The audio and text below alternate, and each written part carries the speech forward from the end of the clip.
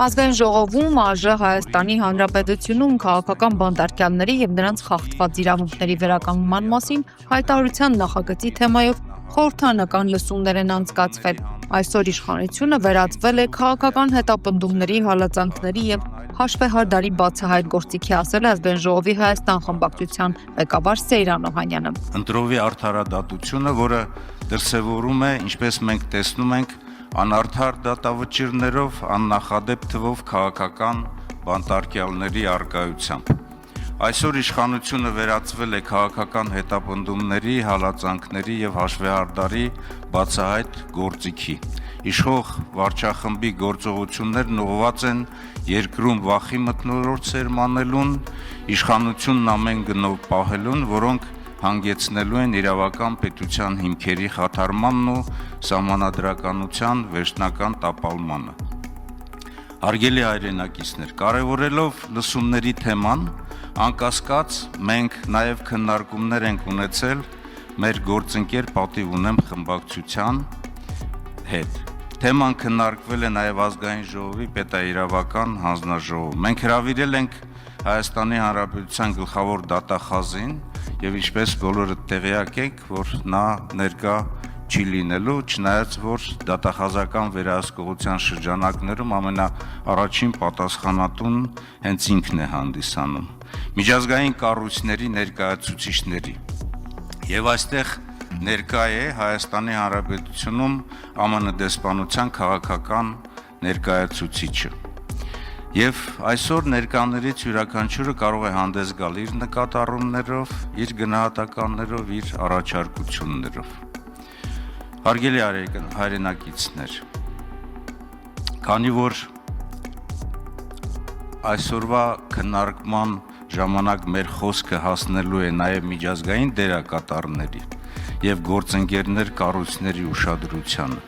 Ընդդիմադիր դաշտի բոլոր ուժերը, ազգային պետական մտածողություն ունեցող քաղաքական եւ հասարակական շրջանակները պարտավոր են մեկտեղել իրենց ջանքերը եւ հնարավորությունները այս իրավիճակը կասեցնելու եւ փոխելու համար, հայտարարել է Հայաստան խմբակցության պատգամավոր Իշխան Սաղաթելյանը, առաջարկելով ընդդիմադիր դաշտի գործողությունների կետերը։ Առաջինը,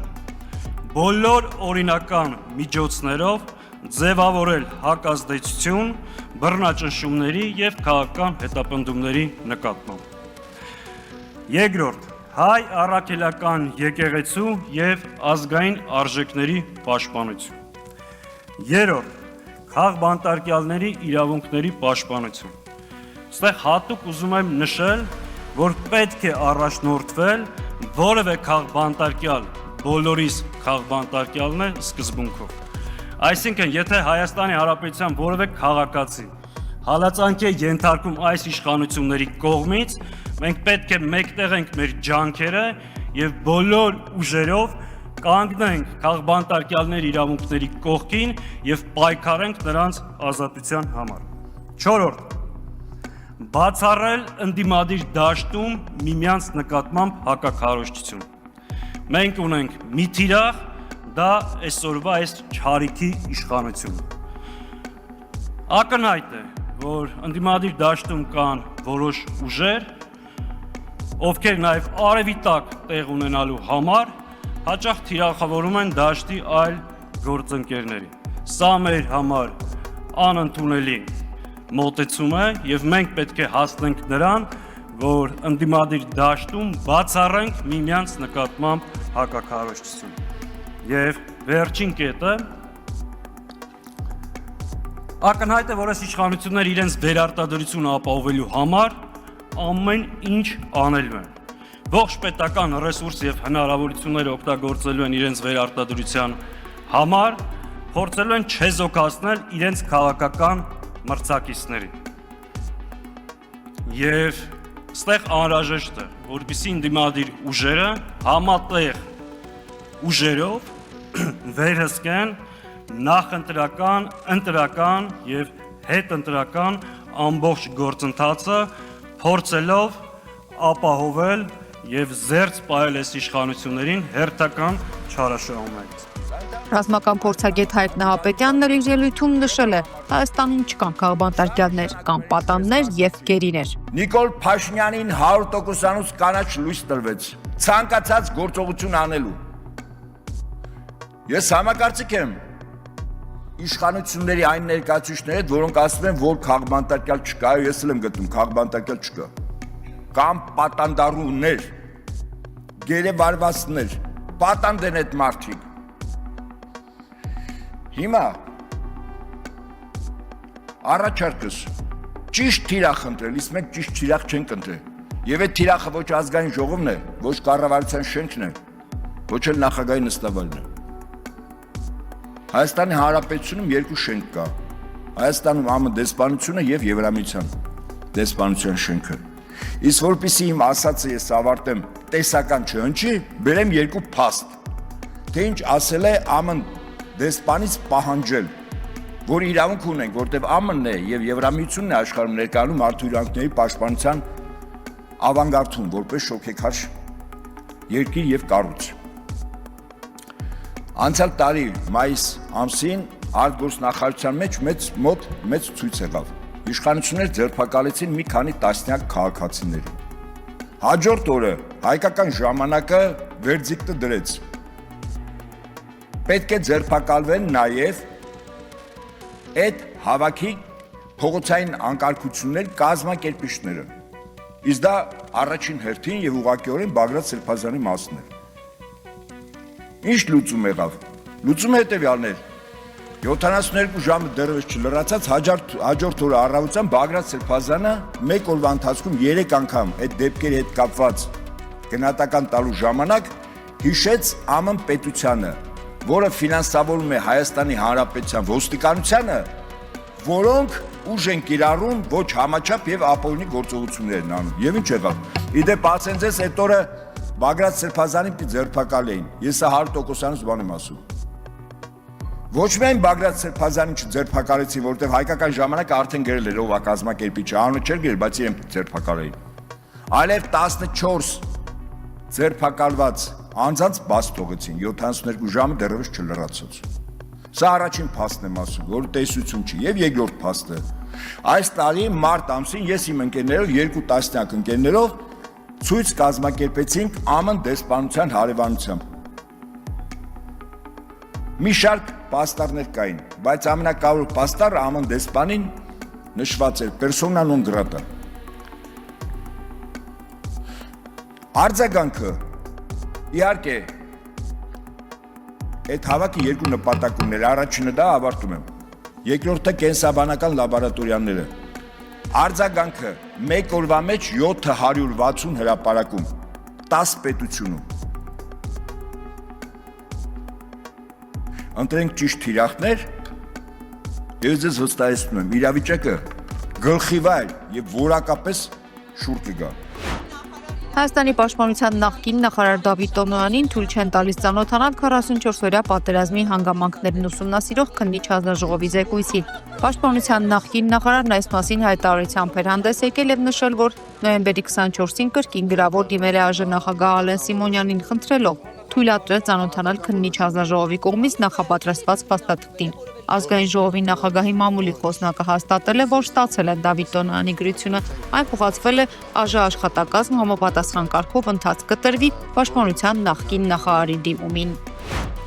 Հայաստանում շարքային կազմի 24-ամսյա պարտադիր զինվորական ծառայության ժամկետը կսահմանվի 18-ամսյա ժամկետով որոշումը կտարածվի 26 թվականի հունվարի 1-ից հետո պարտադիր զինվորական ծառայության զորակոչվող քաղաքացիների վրա։ Հայաստանի զինված ուժերի գլխավոր շտաբի նախկին պետ գեներալ գնդապետ Մովսես Հակոբյանը բացասական է վերաբերվում այս որոշմանը, որի մասին նա ասել է այսօր մի հետզրույցում, չմանրամասնելով, թե ինչ հետևանքներ կարող է սա ունենալ։ Ազգային ժողովում այս նախագծի քննարկման ժամանակ Պաշտպանության նախարար Սուրեն Պապիկյանը խոսել էր նաև վարժական հավաքներից ու նշել, որ վարժական հավաքների նպատակն է ունենալ պահեստազոր, որը կարող է դառնալ բանակի կարևոր բաղադրիչ։ Նախարարն ասել էր, թե 44-օրյա պատերազմի ընթացքում հիմնական խնդիրներից մեկը պահեստազորի ոչ մարտունակ լինելն էր։ Գլխավոր շտաբի պետի խոսքով պահեստազորն ամբողջությամբ պատրաստ չի լինում, եթե բացեն նախկին պլանները կհասկանան, եթե զինվորական լինեն կհասկանան, որ բավականին ռեսուրս ունեին եւ պահեստազորում եւ բանակում։ Այն քայլերը, որոնք իրենք իրականացնում են, համապատասխանում են իրենց ասացին։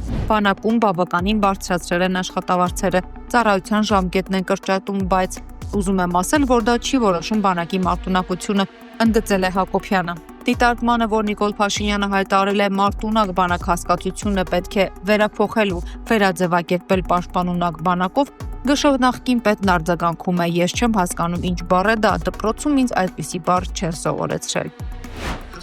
Միասնության ԹՎ շարժման ղեկավար Արման Թաթոյանը լրագրողների հետ հանդիպմանը վարչապետ Նիկոլ Փաշինյանին հրավիրել է բանավեճի եւ մանրամասներ, թե ինչ կանի, երբ ինքը դառնա երկրի ղեկավար։ Հստակ ուզում եմ 3 բան նշել. ուժեղ պետություն, ուժեղ անվտանգություն եւ արդար երկիր։ Սրանք այն 3 հենասյուներն են, որոնք մեզ տանում են եւ տանելու են առաջ։ Մենք նախ եւ առաջ արտաքին քաղաքական բնագավառում խորացնելու ենք մեր հարաբերությունները Ամերիկայի Միացյալ Նահանգների հետ, որտեղ Ամերիկայի Միացյալ Նահանգները մեզ համար վստահելի գործընկեր է։ Մենք վերցնելու ենք աշխարհի պետություններից լավագույնը, օրինակ Ամերիկայի Միացյալ Նահանգների դեպքում մեզ համար կարևորագույն նշանակություն է ունենալու կրթական համակարգը, բարձր տեխնոլոգիաների նվաճումները,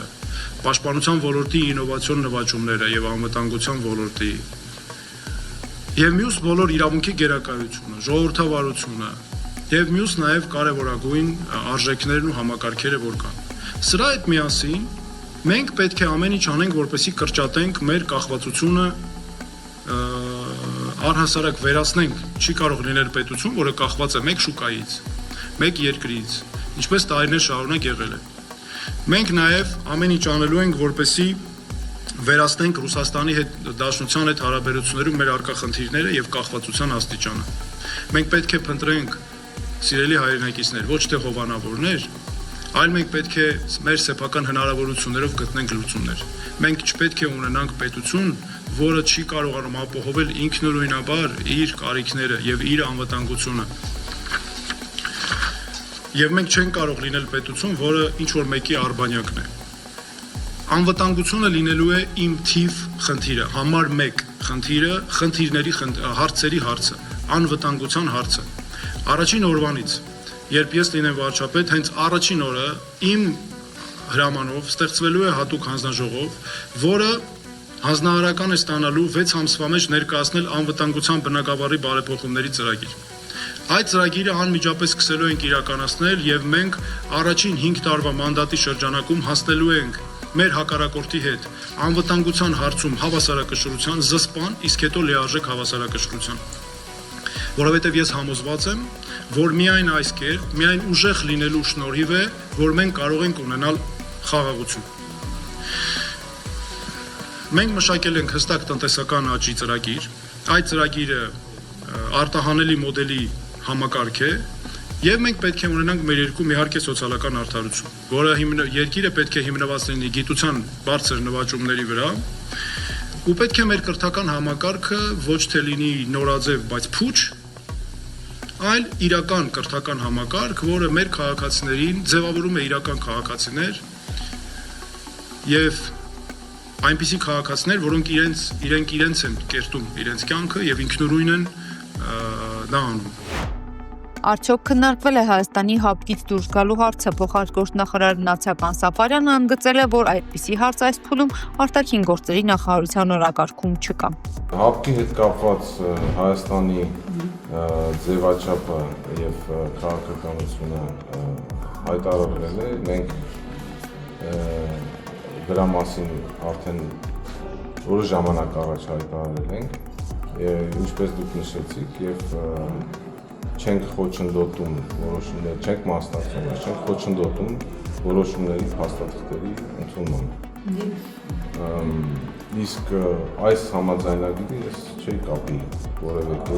այլ ինչ-որ գործողությունների հետ Հայաստանի դիվանագիտական կարգավորում։ Պարոն Սաֆարյան, եթե չեք խոչընդոտում փաստաթղթերի այսպես ստորագրմանը, ընդունմանը եւ հայտարարում եք, որ սառեցվում է Հայաստանի մասնակցությունը այս ամենին, ի՞նչն է խանգարում դուրս գալ, որ ոչ մի բան Հայաստանը այս կառույցում չի ուզում անել, չի խանգարում, չի օգնում, չի մասնակցում, ո՞րն է պատճառը, որ դեռ հապկում եք մենք։ Այս փուլում մեր քաղաքականությունն այդպեսին է։ ես հավելում չէի անի դրա մասին, այսինքն հայտարարված քաղաքականություն այն ինչ որ նշեցի։ Կենտրոն վարչական շրջանում շարունակվում են ապօրինի տեղադրված կրպակների ապամոնտաժման աշխատանքները։ Երևանի քաղաքապետարանը շնորհակալություն է հայտնել տնտեսվարողներին համագործակցության համար։ Նոյեմբերի 26-ին ժամը 10:30-ի դրությամբ Տավուշի մարզի Դիլիջան Կազաչի հատվածում բռնկված հրդեհը մեկուսացվել է։ Ըստ ներքին գործերի նախարարության փրկարար ծառայության հաղորդագրության մյուս հատվածներում Նաղուր բնակավայրի մոտակայքում, Դիլիջանի ոլորաններին հարակից անտառում եւ Դիլիջանի լեռնային Արմենիա հյուրանոցի մոտակայքում աշխատանքները շարունակվում են։ ՆԳՆ փրկարար ծառայությունը հայտնում է, որ հրդեհը հիմնականում տարածվել է խոտածածկ հատվածում։ Տարածքում մեծաքանակ ծառեր չեն այրվել, արձանագրվել են ջերմահարյուններ, հրդեհի տարածումը դեպի տներ եւ առողջարան կանխվել է։